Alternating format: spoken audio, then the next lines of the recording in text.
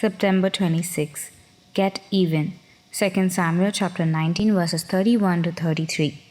And Barzillai the Gileadite came down from Rogelim and went across the Jordan with the king, to escort him across the Jordan.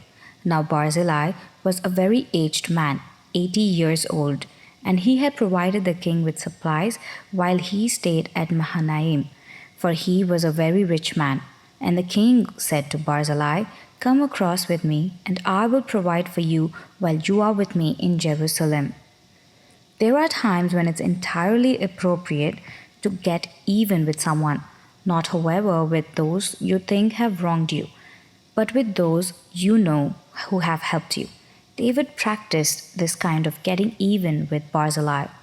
When the king fled from his son Absalom, he had been unable to gather the supplies needed to support himself and his followers in the wilderness.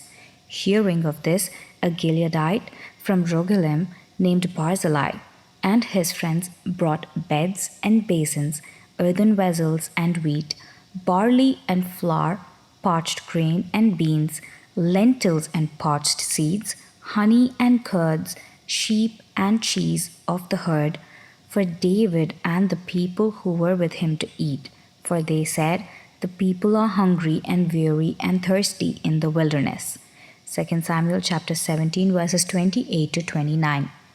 When the crisis was over and David was ready to return, his first desire was to get even with such kindness. He offered Barzillai the opportunity to feast at the king's table for as long as he was in Jerusalem. What an impact we Christians would have for good in this world if we try to get even with those who have been kind to us.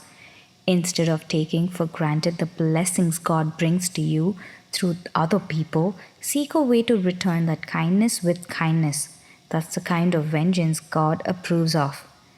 Have you been blessed today? Then get even.